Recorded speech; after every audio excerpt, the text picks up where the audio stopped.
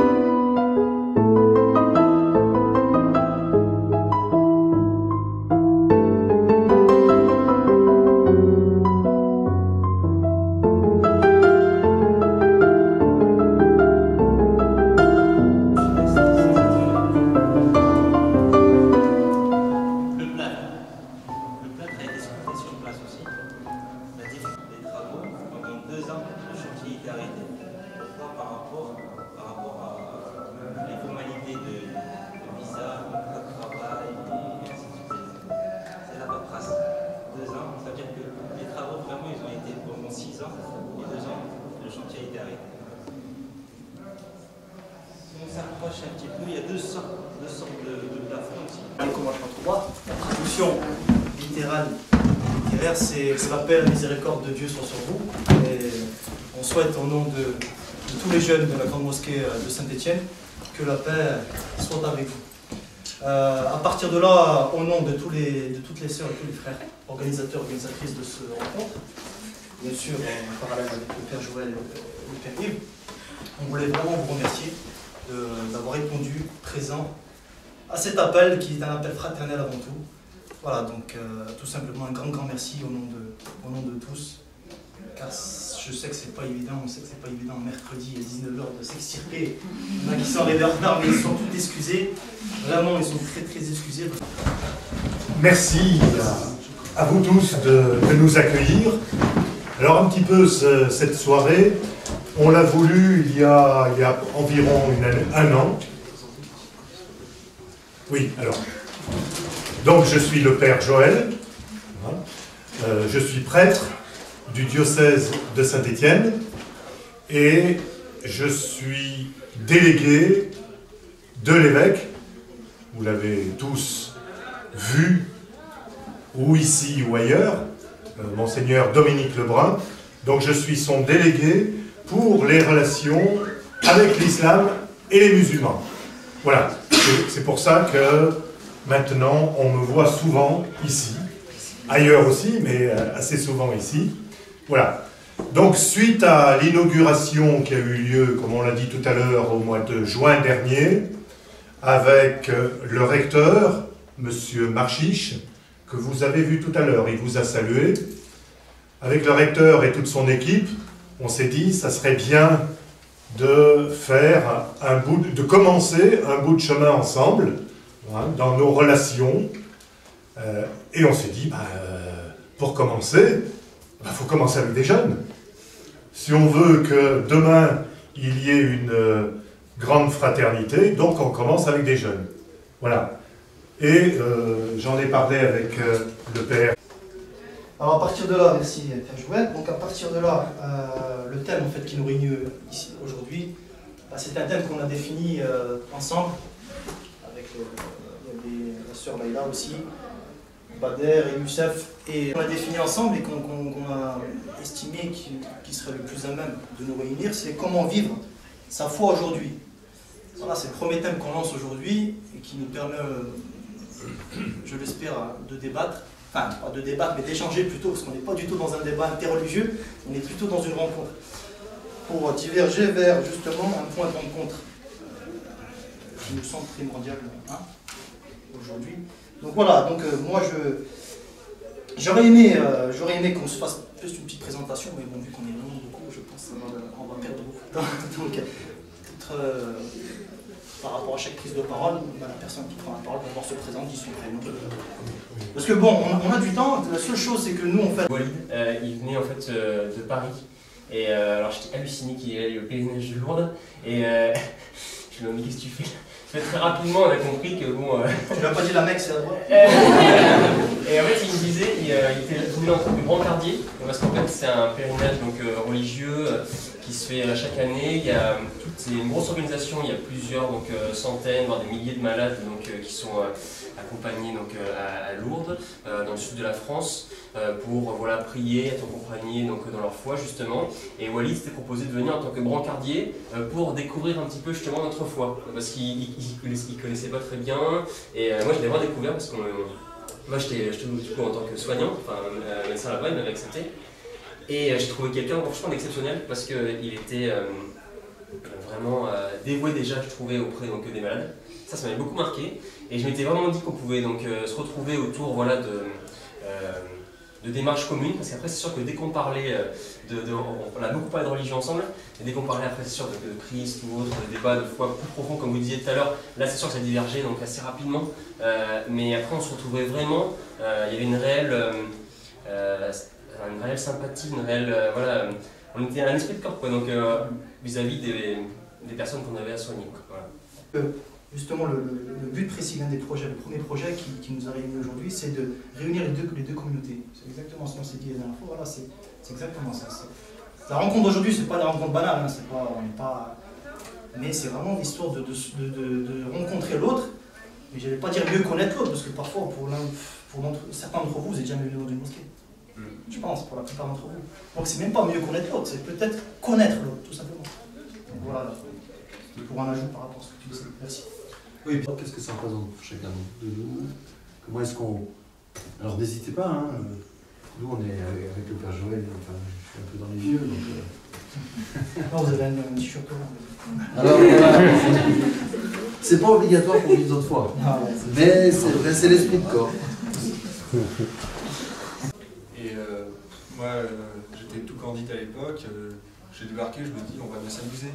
Puis en fait, c'était une fête, mais il y a un moment donné, ça allait un peu n'importe comment. On sentait que l'alcool faisait ses premiers effets.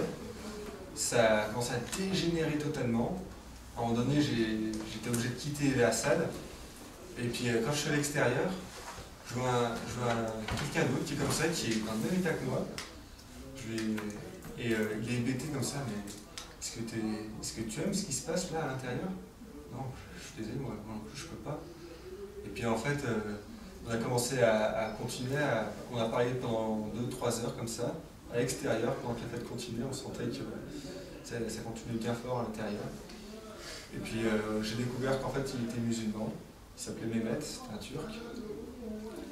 Et on a bien discuté, et puis quand finalement on est parti, quand mes potes sont revenus, plus bactère on va dire, on est rentré, et pour moi c'était quand même un bon témoignage pour montrer qu'on se ressemble sur certains points. Et qu'on sait...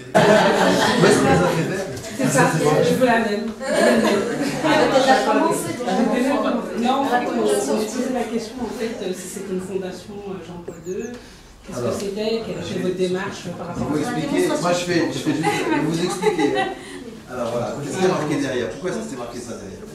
En fait, c'est le nom de l'aumônerie, donc c'est un regroupement, un lieu de regroupement pour des jeunes pour parler de leur foi et pour la vivre un peu au quotidien. Donc c'est dans une démarche aussi d'ouverture sur le monde et voilà, comme pour des journées, comme pour aujourd'hui. Voilà. C'est un peu le lieu où, à Saint-Étienne, vous savez que le lieu qui coordonne la vie des catholiques, c'est le diocèse. Hein. On a parlé de Monseigneur Lebrun tout à l'heure, qui est l'évêque, donc qui est le responsable de la communauté.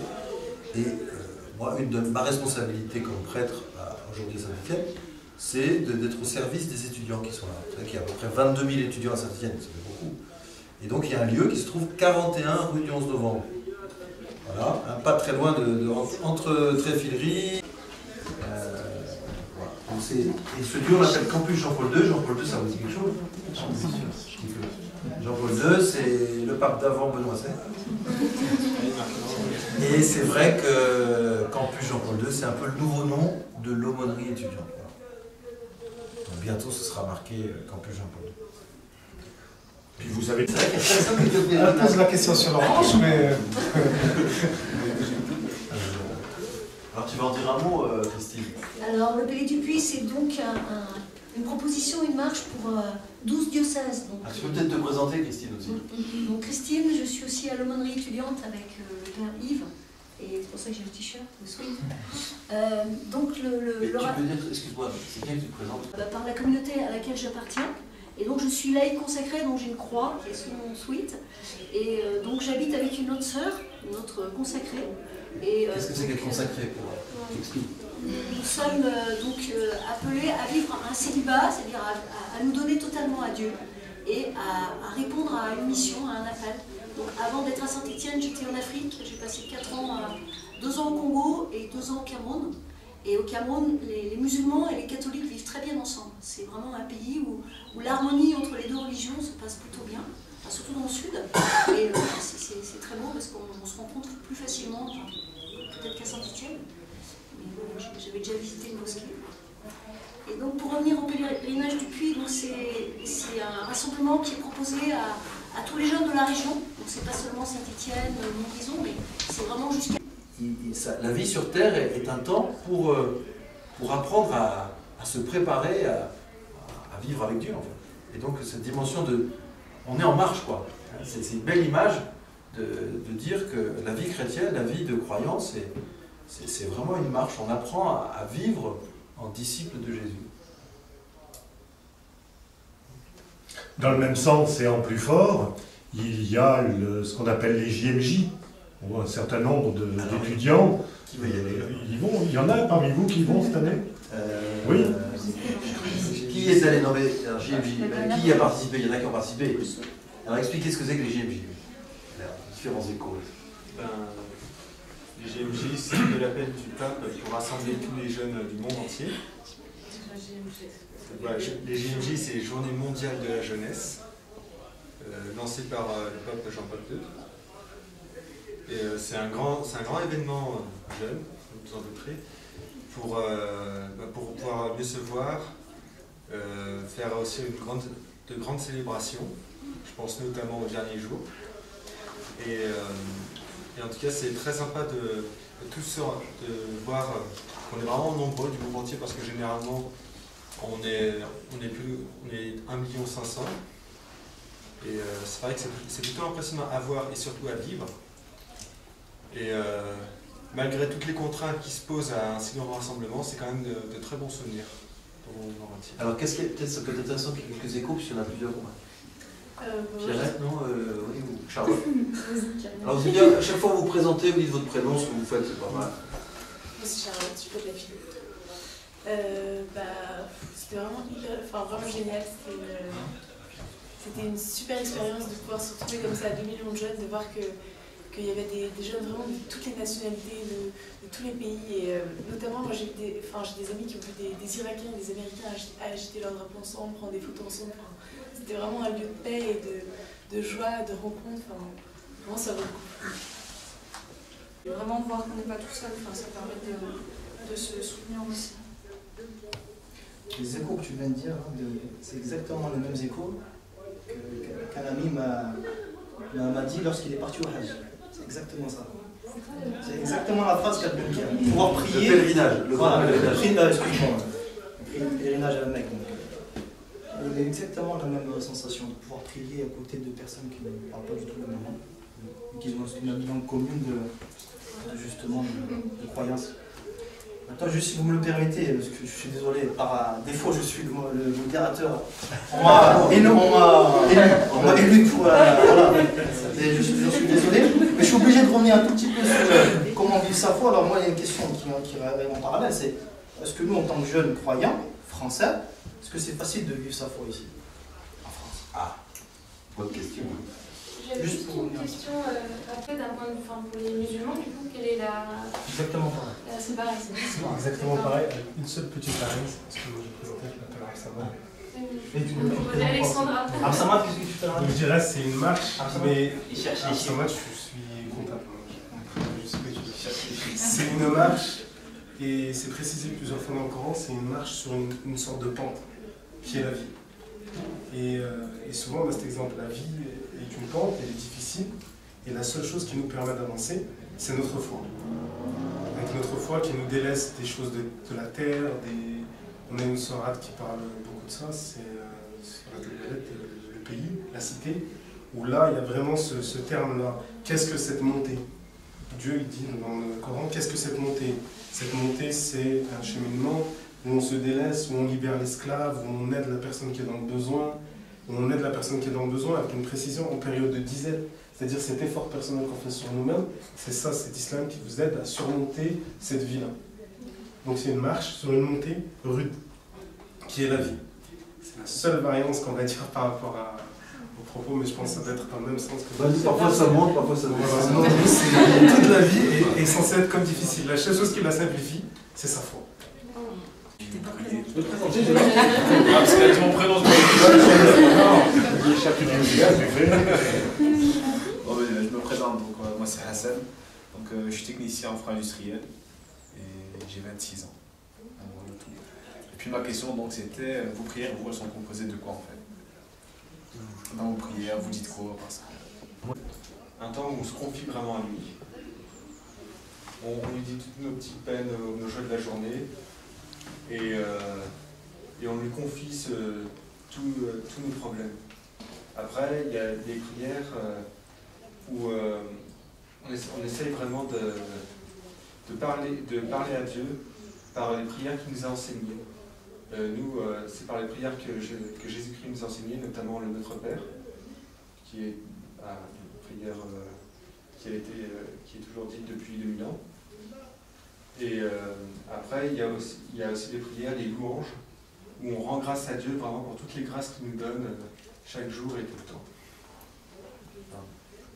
Et, chacun vit sa foi comme il le sent, mais on est vraiment très conseillé d'aller à la messe chaque dimanche et de prier au moins une dizaine de chapelets chaque jour. Nous avons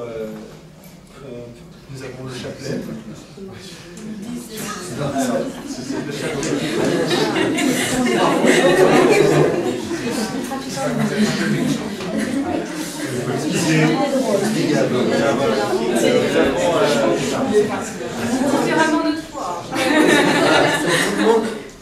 Ne vit pas sa foi de manière uniforme. Après, c'est vrai que l'Église demande aux jeunes catholiques d'aller à la messe tous les dimanches. C'est vrai que c'est la messe tous les dimanches, l'office du dimanche, un peu entre guillemets l'équivalent de la prière du vendredi, c'est la partie de base.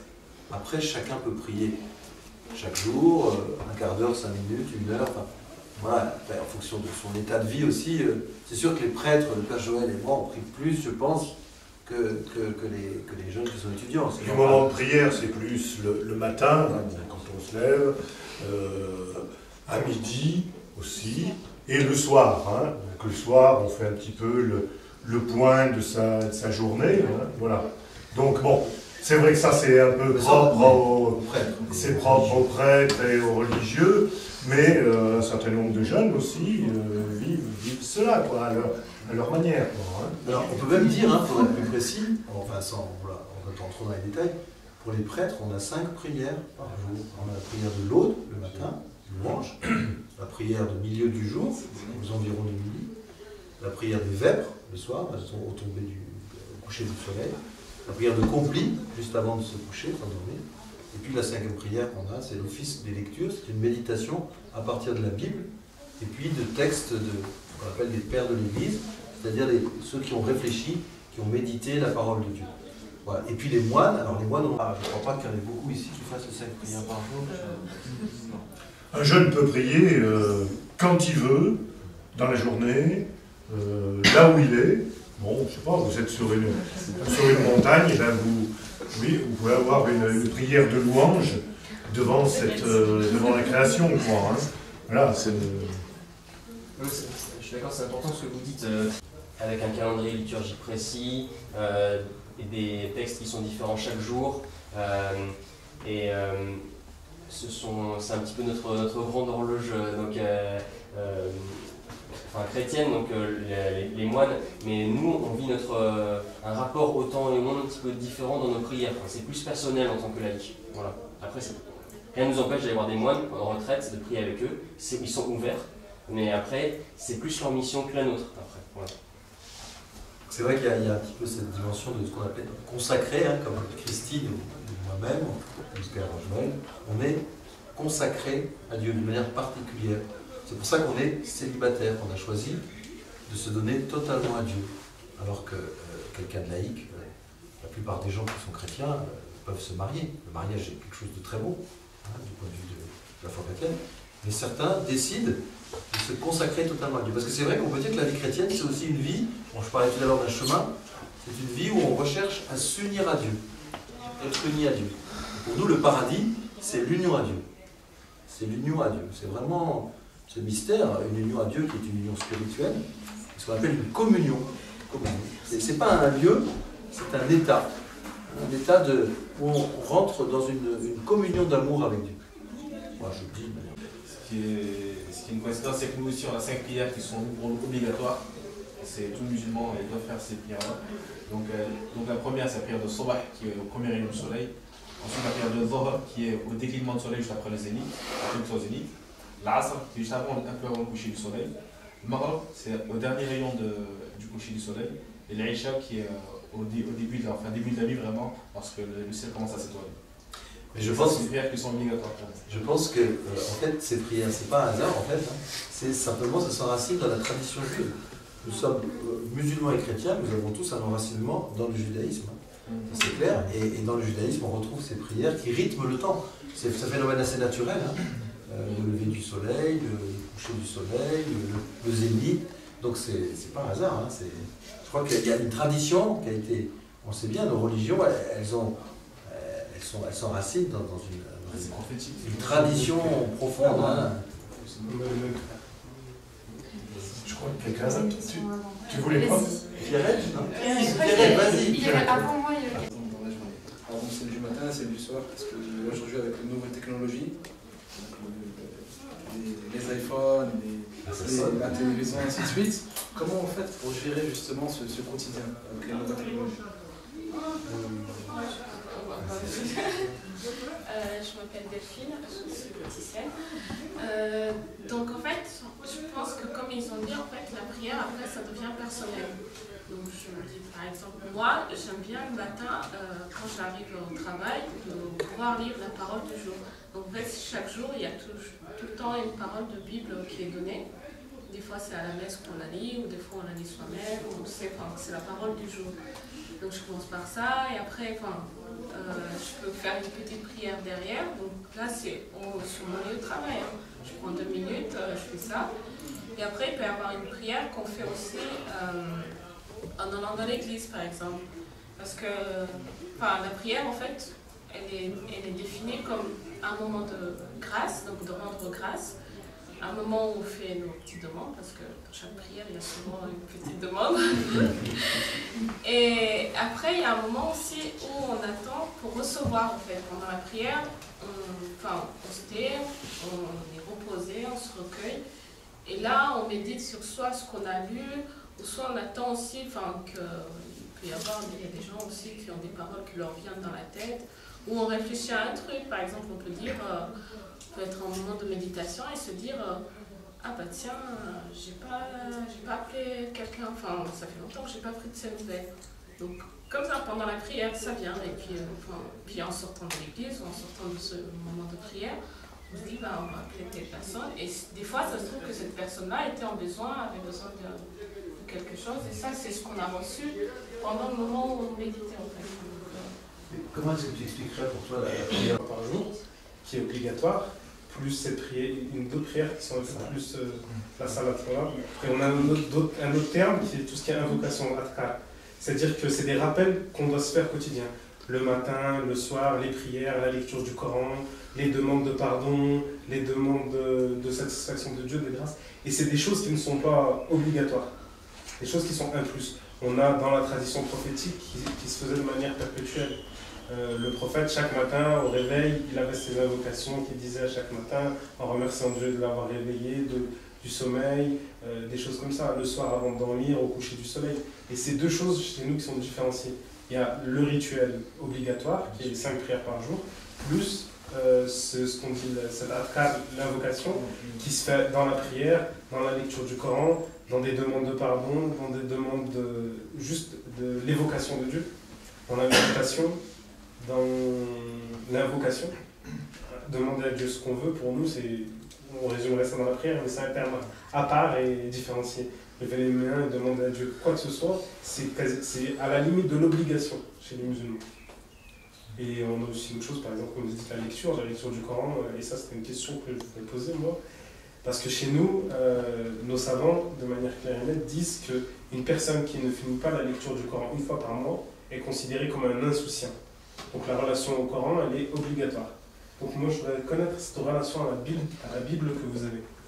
Parce que souvent, je me pose cette question parce qu'on voit, nous déjà, c'est quasiment une obligation de la lire de manière quotidienne. Je dis de finir une fois par mois le livre complet, c'est quasiment à la limite, si on ne le fait pas, on est considéré comme des insouciants. C'est-à-dire qu'on ne considère pas l'existence de Dieu. Bon après, pour ma part, pour moi le premier, je me repens de ça le plus facilement possible. Et voilà, je posais cette question par rapport à la relation avec la Bible. J'habite sur Saint-Étienne depuis peu et je fréquente l'aumônerie étudiante depuis encore moins longtemps.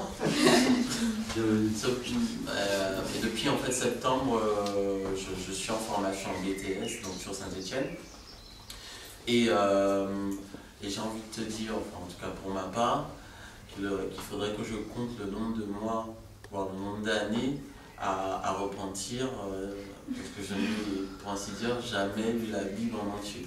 Donc, disons que, enfin, je ne crois pas que l'Église catholique impose aux chrétiens donc, de lire la Bible. Néanmoins, en fait, il y a une certaine, j'ai envie de dire, liberté dans la façon de concevoir et de pratiquer sa foi. Donc c'est pour ça qu'il y a beaucoup de chrétiens d'ailleurs qui sont de catholiques qui sont catholiques mais qui ne vont pas forcément tous les jours à la messe, qui ne prient pas forcément tous les jours.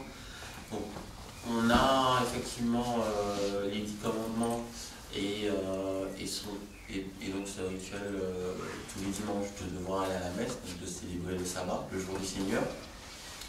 Et puis de prier. Et puis également donc, remercier donc, le Seigneur quand on mange. Mais de façon un peu plus personnelle, j'ai envie de dire que pour moi le Seigneur, je lui parle, enfin, je le loue. Donc, moi j'aime bien chanter. Donc, j'ai souvent été à la messe pour chanter. Donc je suis un petit peu triste quand les chants, je ne veux pas dire qu'ils ne sont pas... Quand en fait l'assemblée n'est pas aussi fervente, ne chante pas, mais bon, mais moi je chante, c'est déjà ça. Et puis d'une façon un peu plus générale, moi je prie tout le temps en fait, ou j'essaye de prier tout le temps, donc c'est très difficile justement. Dans ce monde hyper médiatisé, hyper avec autant d'informations, enfin, on est perdu.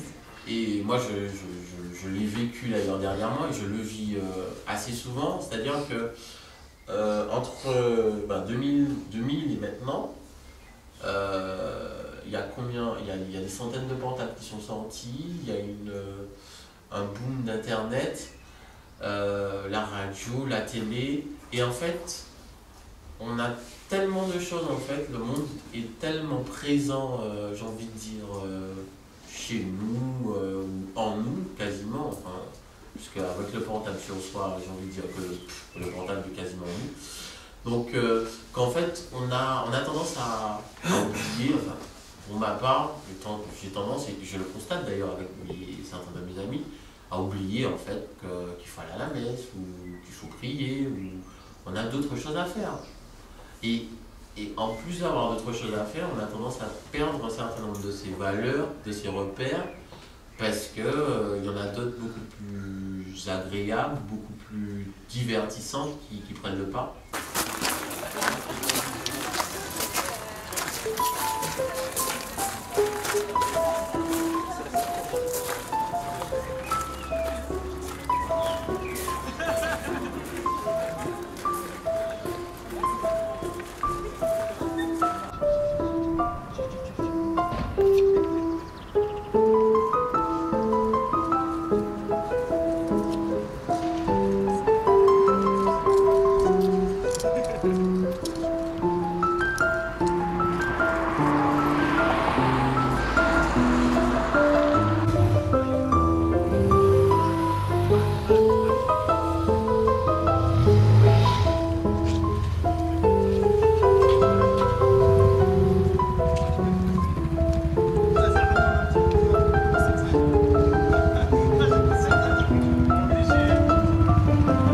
mange une sucette au citron. Et moi à l'orange.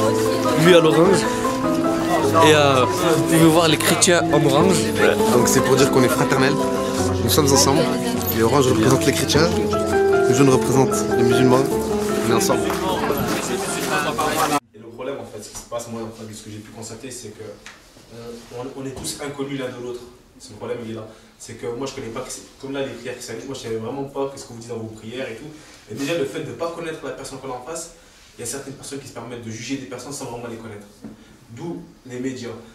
C'est comme si moi je disais, bon, je connais Istanbul parce que j'ai vu un reportage, ça s'arrête là. Il y a certaines personnes qui, parce qu'ils ont lu une chose ou une telle chose, vont critiquer certaines, rentrer dans le vif du sujet.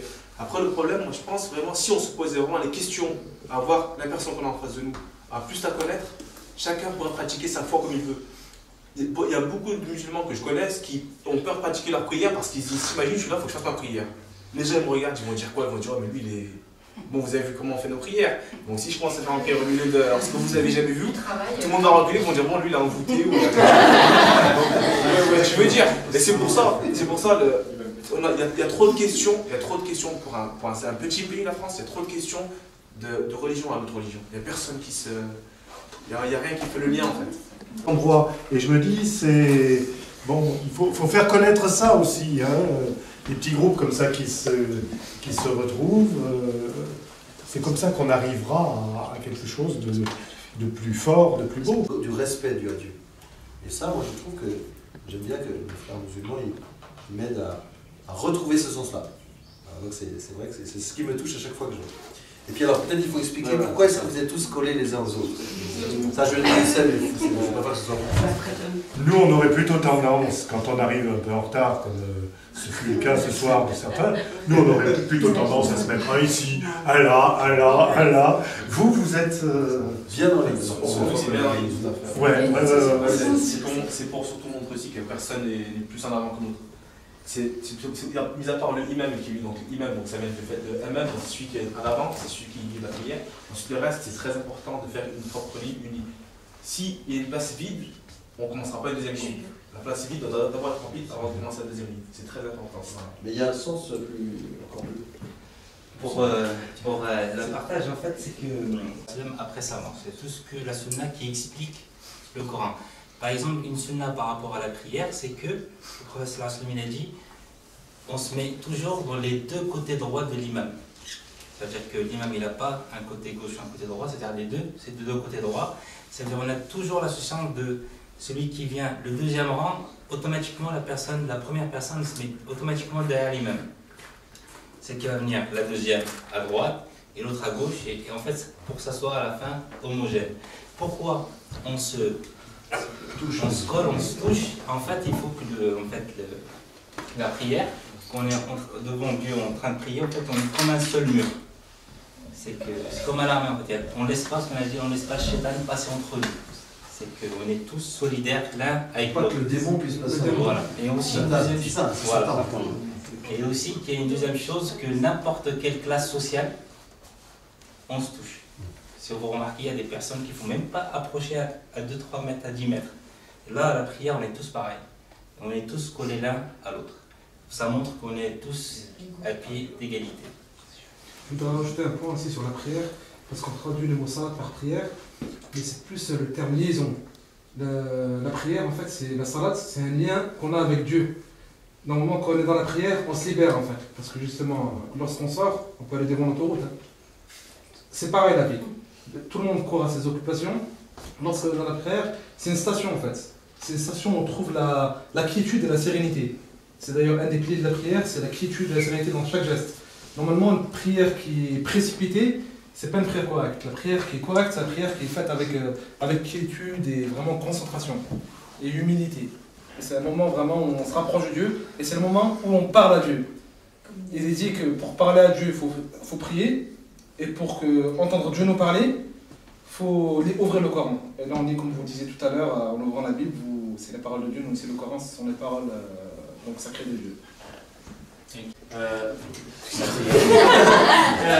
la fin de la prière, se mettaient donc devant les piliers, certains. Il y a certains qui restaient donc assis, comme vous avez expliqué, et il y en a certains qui se mettaient devant les piliers et qui priait, voilà. Donc, est-ce que c'est quelque chose c'est une signification? Comme j'ai expliqué tout à l'heure, on a le rite, l'obligation, qui est la prière, et ensuite on a ces actes d'invocation, d'adoration, le rappel de Dieu. Et dans ce rappel de Dieu, la prière dans sa forme rituelle fait partie de ça.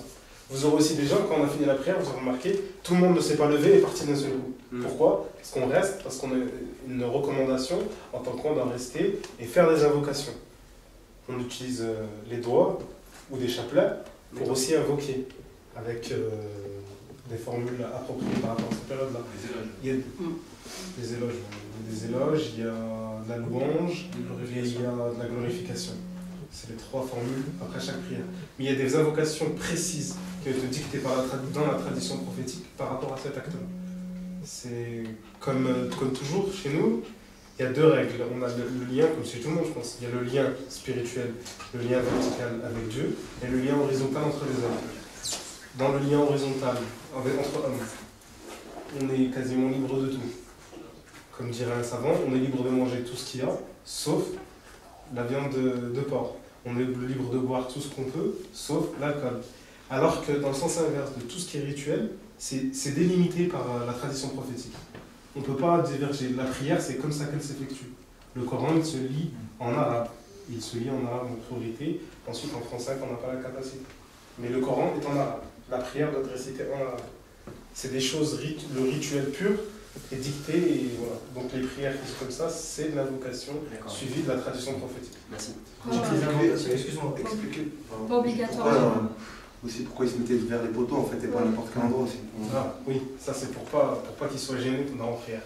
Parce que quand on passe devant quelqu'un, on gêne dans sa prière, on gêne dans sa concentration, on gêne dans sa prière. Tout à l'heure on a parlé beaucoup de la langue arabe,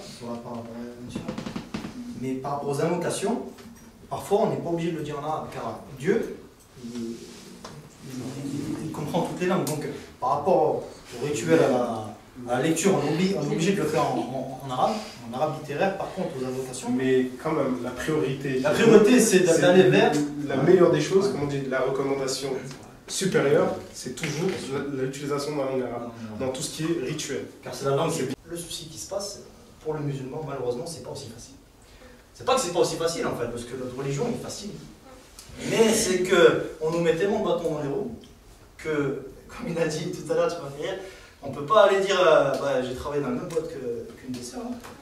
Et tout le monde va dire je prends 2 minutes pour fumer ma clope. Moi, il est impossible de dire que je vais prendre 2 minutes pour les prier. Pourtant, je vais utiliser peut-être moins de temps, je vais gaspiller moins de temps qu'à fumer, mais c'est tellement mal vu. Tu vois enfin, voilà. Qu'est-ce que vous en pensez? Ah là, ça fait réagir, ça fait Et comment c'est juste avant? Est-ce que dans cette fameuse boîte où tu travaillais, il était possible pour toi de t'isoler un peu, ou même de sortir un peu? Alors je rebondis sur ce qu'a dit le frère Younes, il faut le faire dans une certaine quiétude. Et même nos savants, malheureusement, des fois j'ai essayé, je vais pas te cacher, je me suis caché dans les vestiaires, j'ai fait ma prière, j'avais toujours cette impréhension, quelqu'un, excuse-moi, allait venir et t'es pas à l'aise. Donc vu que t'es pas à l'aise, t'as pas cette relation verticale. Oui, je comprends. Et pourtant, il le savait, mais pas possible. Je suis gros fumeur ou. Alors, pas de problème, tu peux prendre 10 minutes. Aucun souci. Mais c'était dit que c'était possible ou est-ce que c'était juste une impression de ne pas être accepté? Alors, justement, moi j'ai demandé indirectement justement à avoir un aménagement, malheureusement c'est impossible. Mais bien sûr, tu fais très bien de le dire parce qu'il y en a beaucoup qui se braquent, qui croient que c'est pas possible alors qu'il suffit juste de demander. Peut-être que. Est-ce que. Alors, quand même, j'ai une question, parce que ça pose une question de fond. Est-ce qu'il est possible pour un musulman, j'imagine qu'il est possible pour un musulman de prier en silence? Il n'y a pas forcément des gestes. On n'est pas obligé de reproduire tous les gestes qu'on a vus. Ça ne s'appelle pas la prière. C'est ce que j'essaie d'expliquer tout à l'heure. La prière rituelle est fixée et délimitée dans son déroulement canonique. Dans sa forme, dans les gestes, dans les paroles, comme on l'a dit, c'est vraiment très délimité. Le commencement et le lever du main, l'appel à la prière, c'est vraiment délimité. Et en déroger, c'est de manière clairement, je vais être radical, donc je pense que tout le monde ne sera pas d'accord avec moi, mais c'est sortir de l'islam, déroger à cette règle-là. Par contre, on a une autre alternative. Pas pour la prière, mais pour ce recueillement, se rapprocher de Dieu par d'autres moyens. La lecture du Coran dans sa tête, ça ne dérangera personne. Faire des glorifications de Dieu pendant ton travail, c'est de manière ponctuelle, il y a beaucoup de gens qui le font.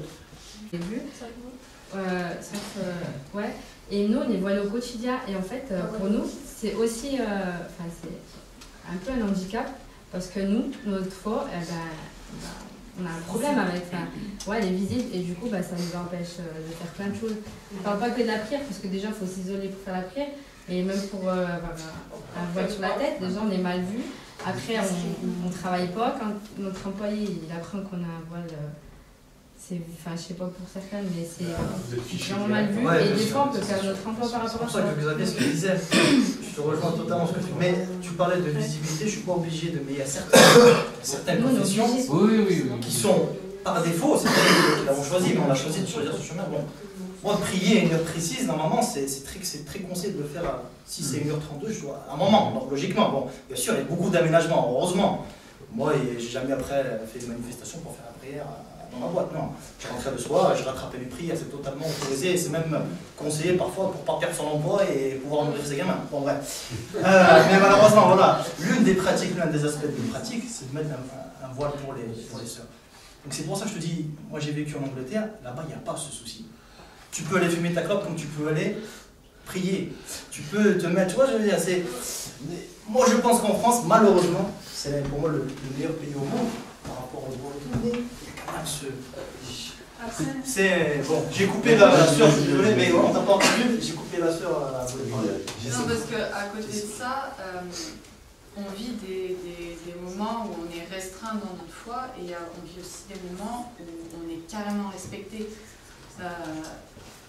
Longtemps, j'ai pas osé porter la croix, longtemps je disais pas que j'étais chrétienne. Et depuis que je côtoie des gens qui l'assument pleinement, et du coup ça m'aide à l'assumer aussi, je me rends compte qu'en fait, ça va bien, même très bien, je veux dire, c'est possible. Et au boulot, je porte la croix et on m'a jamais rien dit. Bon après, c'est vrai que vous avez des contraintes qui sont quand même plus visibles. Voilà, et vous, comme si vous aviez moins la possibilité de déroger en fait à ça. Alors ça, c'est pas totalement vrai. Alors, excuse-moi, je vais pas débattre des la sœur.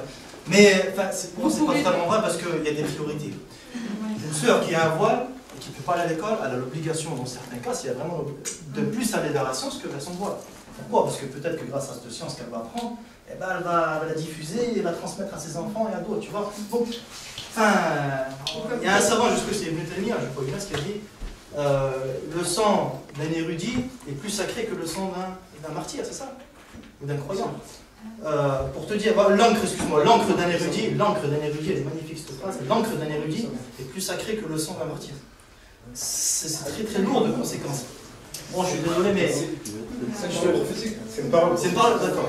Mais rapportée par. Non, non, c'est pas. Oui, mais rapportée par. Moi, j'ai le rapporteur en tête, j'avais pas la clé. Excuse-moi. Ton prénom? Solène, du coup, je voulais rebondir. Tu fais quoi dans la vie, Solène? Je suis éducatrice spécialisée en formation. Et du coup, je suis dans un foyer d'urgence pour adolescentes. Et justement, par rapport à la question de la religion au travail, nous, il y a des jeunes du coup, qui veulent manger halal. Et du coup, nous, la position de l'équipe, c'est que non, c'est que voilà, c'est le même repas pour tout le monde en fait. Parce que sinon, en fait, s'il y en a qui commencent à partir, faire la prière alors qu'on est en plein milieu du repas, en fait, c'est pas possible parce que c'est une vie de collectivité. Après, le fait de la cigarette, après, c'est clair que c'est pas normal, quoi, du coup. Mais il y a un moment où, par exemple, je sais pas, nous, le vendredi avant Pâques, on a le chemin de croix à 15h, mais je sais pas, moi je bossais. Par exemple, j'ai pas pu y aller. Donc voilà, je pense que c'est pour tout le monde, sauf que c'est plus ou moins visible en fait. Bien sûr. En fait, il faudrait justement faire des assises comme ça, des rencontres comme ça avec les employeurs, pour qu'on puisse échanger parce que. Ça jamais été fait, je crois que ça jamais été fait. C'est une remarque très pertinente que vous êtes faire. Se lever au milieu du repas pour prier. Il faut savoir que l'heure de prière, c'est pas une heure fixe en fait. C'est un temps imparti. C'est-à-dire... Explique pas. Alors que parfois, il suffit juste d'expliquer. Voilà. Il y a juste, excuse-moi, des fois on n'arrive pas à expliquer parce que déjà nous, on ne connaît pas. Et en fait, c'est l'inconnu de. C'est ça, j'avais une question, je vais rebondir là-dessus justement sur ce que vous dites. C'est que Père Pion, vous dites les chrétiens on comprend. Après, juste, excusez-moi, mais je me permettrai de mettre quand même un petit bémol, dans le sens où je trouve qu'il y a quand même aussi certains. Enfin, moi j'en connais, bon, j'habite à base à Bordeaux, je venais de Bordeaux. Et en face de moi, il y avait une famille donc, très pratiquante, hein, vraiment, j'aime beaucoup, ils sont de très bons voisins. Donc chrétiens. Et en fait, donc, on avait souvent débattu de politique ensemble, et il y a quand même une grosse force aussi donc, de chrétienté, mais d'identification. Je suis français, donc chrétien, issu d'une famille de militaires, et pour moi, tout ce qui était, enfin, pour eux, justement, pour tout ce qui était musulman et autres, c'était vraiment non, quoi. Donc toute l'histoire qu'il y a derrière nous, tout le poids donc, d'un passé qui font qu'on ne peut pas accepter donc, cette différence. Et moi, je pense qu'après, ça dépend comment est-ce qu'on vit sa foi, je pense vraiment. Je dirais que, personnellement, c'est comme ça que je le prends. Je pense que si on a une foi donc, qui est donc, construite et qui est vraiment, voilà, ce chemin dont je parlais, essayer d'aller vers Dieu et de voir nous, quand on voit l'autre, on doit essayer après à terme d'essayer de voir Jésus en fait en lui. Donc on essaie, c'est un rapport de presque de divinification de l'autre en fait. Il faut essayer d'aller le comprendre et de le respecter. Il ne faut pas le voir comme un étranger ou quelqu'un qui n'est pas humain, parce que ça ne serait pas chrétien de se comporter comme ça. Et je pense que malheureusement il y en a certains qui voient la chrétienté comme non pas un facteur d'ouverture sur l'autre, mais un facteur identitaire et de rejet de l'autre. Moi je suis chrétien, toi t'es ailleurs, t'es étranger, salut quoi. Donc, je pense que sur certains aspects, la chrétienté peut être un poids identitaire qui peut empêcher cette rencontre telle qu'on le fait actuellement. Voilà. Alors ça c'est l'être humain en général. Ça existe. Vas-y, réagis parce que je t'ai vu, t'as dit. Oui, donc quand il a dit, donc nous les chrétiens, moi je me retrouve totalement parce que quand je parle à une personne qui a la foi, qu'elle soit musulmane, chrétienne, juive ou bouddhiste, on a ce lien quoi, qui est la foi. D'autres personnes voilà, qui ne croient pas forcément en Dieu, ils vous regardent avec des gros yeux comme si vous étiez un extraterrestre. Quoi.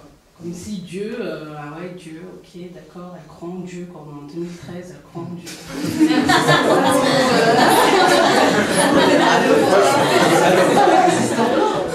Non mais voilà quoi. Et du coup, après, c'est vrai que moi je comprends mes sœurs qui, au niveau du voile, c'est difficile. Après, moi je vais pas cracher aussi dans la soupe. On est dans un pays où j'avais beaucoup d'appréhension par rapport au voile et moi j'ai beaucoup de personnes non musulmanes, quand elles me voient, elles me font des grands sourires, des mamies, elles me font des grands sourires, etc. Et moi, mon employeur, il m'accepte avec le voile. Donc voilà, il travaille dans le milieu du handicap, handicap mental, donc ils ne vont pas commencer à discriminer. Ils m'ont pris par rapport à mes compétences et pas par rapport à ce que, après, voilà, ils savent que moi, en fonction des personnes en situation de handicap, je vais avoir aucune influence sur elles. Parce que j'ai pas le droit, c'est dans le règlement, je ne dois pas avoir d'influence religieuse sur ces personnes-là. Donc moi, je respecte. Mais à la fois, eux aussi, ils me respectent. Mais pour les prières, par exemple, moi, je sais que j'en ai pas trop demandé. Ils m'ont accepté avec mon voile, donc du coup, j'ai essayé d'aménager mes horaires par rapport aux prières. J'en ai pas trop demandé. Faut pas non plus, j'y vais doucement quoi. Ça peut retirer les voiles. Voilà. Donc ils font un pas vers moi, j'en fais aussi vers eux. Je pense que c'est une relation de partage. Ah oui, c'est Antoine, voilà, c'est Antoine. Chacun dans ce côté. Est-ce que tu voudrais que ça soit réitère peut-être Non, mais ouais, par rapport aux 5 prières. Ah, d'accord. Je trouve que c'est pas très en adéquation avec la société, le travail. C'est pas adapté à la société d'aujourd'hui où on peut tout faire. C'est pour ça que, comme je l'ai dit tout à l'heure, il y a des aménagements, heureusement. Des choses qui sont obligatoires. Il y a une valeur qu'on partage, et ça j'en suis sûr certain, c'est le sens de sacrifice pour Dieu. Il nous impose quelque chose, on respecte. Dieu nous impose la bonté, on va être bon. Pas par envie personnelle souvent, Une partie de notre moralité, elle n'est pas due à nous-mêmes. Elle est due à ce désir de cette rencontre de Dieu. On fait ce sacrifice pour Dieu. Donc nos prières, c'est le sens, l'un des sens de cette prière rythmée, qui est fixée à des heures fixes, c'est on se sacrifie. On arrête tout pour Dieu. Et tout simplement. Et notre vie entière, en tant que musulman, elle est régie comme ça. On fait des sacrifices pour Dieu. Et je suis sûr et certain, sans connaître plus que ça la religion chrétienne, mais ce sens du sacrifice, il est dans toutes les religions, toutes les foi, toutes les communautés. Toute communauté qui veut avancer passe par ce sacrifice. Soit pour une raison, les gens font des sacrifices pour l'argent, moi je préfère faire un sacrifice pour Dieu. Quitte à sacrifier mon travail, quitte à sacrifier à réduire dans mes compétences. Je peux faire un travail de ce point-là, mais je sais que je ne pourrais pas prier mon vendredi, je sais que je ne pourrais pas plein de choses, aménager mon jeûne de Ramadan, des choses comme ça. Donc ce sacrifice, c'est là où ça sera toujours adapté parce qu'il faut que le musulman, durant l'éternité, jusqu'à la fin du monde, le jour du jugement dernier, il ait ce sens du sacrifice. Et toutes les fois, automatiquement. Il faut savoir que tout commerce, c'est un effet. Si vous êtes, moi, ça arrive à mon père quand j'ai parti faire son pèlerinage, il était en pleine transaction, il était en train de faire un appel. Et il appelle la prière, le vendeur, il lui a dit, tu laisses ça, on revient tout à l'heure. Mon père, il a dit, bon, bah, je te paye quand même. Il a dit, non, mais bah, prends-le part. Il a dit, je veux pas ton argent. Il a dit, juste prends-le part. C'est que quand c'est l'heure de la prière, il y a tout qui s'interrompt. Après, moi, je vais rebondir sur la phrase que tu as dit au début, comme quoi les 5 prières ne sont pas adaptées à la société. Moi, j'ai tourné dans l'autre sens. C'est la société qui n'est pas adaptée aux 5 prières. Enfin, c'est des choses qui sont différentes. Normalement, c'est la société qui aurait dû s'adapter. Parce que même moi, ce qui me paraît bizarre, surtout tout à l'heure par rapport à ce frère qui disait qu'ils n'avaient pas pratiqué leur religion dans un pays qui est chrétien. Pratiquer quand on a peur. Moi, honnêtement, si j'étais dans un pays musulman, mais je fais la prière dehors s'il faut, qu'il y ait 100 000 personnes qui passent devant, ça ne m'énerve pas du tout. Justement, on n'est pas dans un pays chrétien, on est dans un pays qui se dit laïque. Et du coup, c'est pour ça, c'est la base du... Je ne vais pas dire problème, parce que c'est pas un problème. Mais c'est pour ça qu'on a tous du mal à pratiquer notre foi autant qu'on aimerait le faire. Mais sauf qu'à un moment donné, il faut aussi voir que c'est une vie en société. Et s'il n'y a pas la société, on ne pourra pas vivre ensemble, tous. Dans tous les... qu'on soit bouddhistes, musulmans, chrétiens ou athées, parce qu'il y a aussi les athées, il faut les respecter eux aussi. Parce que s'ils n'ont pas été touchés par Dieu... Ce sera sur ça sera un autre débat. Ça sera sur cette belle parole. On pourrait passer la nuit. Merci. Je